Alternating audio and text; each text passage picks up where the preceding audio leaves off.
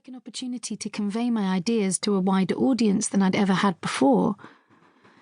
I was also excited to go beyond the bounds of my academic writing. After all, there's writing about elephants, and then there's writing about actually being an elephant. I know which I think is more fun, and if you can't guess, I'm trumpeting as I write this. So, there I was. Colorado, fall, autumn in my head, my scientific knowledge distilling into something resembling a passable Scotch. Where could I go wrong? Then I wrote something which didn't feel right at all, a chronological and stale list of stuff about elephants. I talked to people and they kept telling me the same thing. I can't see you in this writing, and I don't see the science shining through. I'd wanted the latter without the former. As with many scientists, I like to take myself out of the equation because it makes the equation simpler. We are taught to be reductive, to shave everything down with Occam's razor, and in a lot of cases this leads to elegant and rational solutions.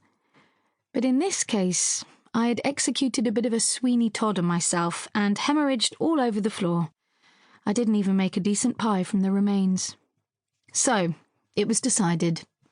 I would enter the book. I don't find writing about myself interesting. Instead, I often find it embarrassing, narcissistic.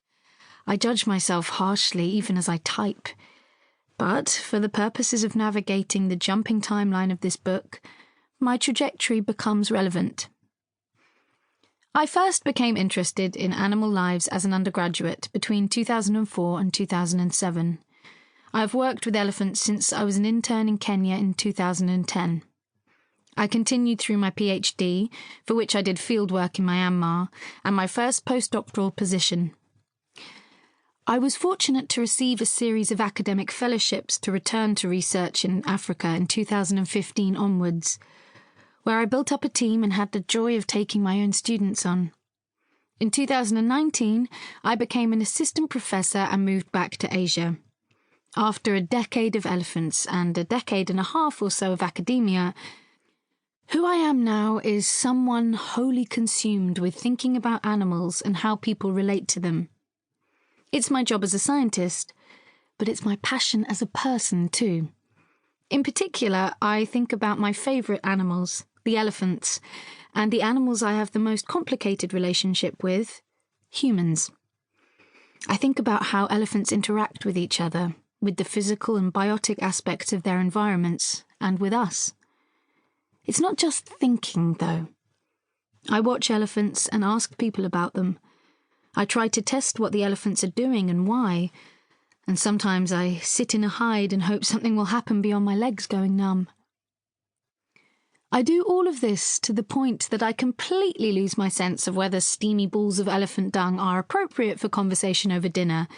I'm going to tell you they're absolutely marvellous for me, but that for other people they might be best reserved for post-dinner drinks, particularly if anything spherical, brown or sticky is on the menu. I don't think we are very good judges of who we are, which is why I wish I could ask some elephants to introduce me. Unfortunately, I can't adequately put into words all of what they express. For example, on one of my field trips a couple of years ago, a young male African elephant stopped to dip his rounded head in the South African dust and then to lift his head and shake it out, ears fanned. He was displaying how big he was and perhaps saying I needed to be shown my place. The older males who pointedly ignored me on the same day might have disagreed, ambling as they did past our vehicle in slow motion. To them, I was nothing more than background scenery. Failing elephant explanations, my human family would be the next best when it comes to providing an introduction. My parents would tell you that I was always an odd child.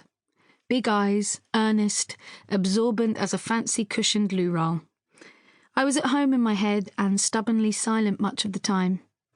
Occasionally, I had a lot to say. They'd tell you about me asking my dad to film me on a bulky camcorder because I wanted to make a documentary. It was of me on the seashore giving a serious and detailed commentary of the real and imagined creatures I had found there. My parents would point to the flickering footage of that child prodding at the seaweed, and they would say...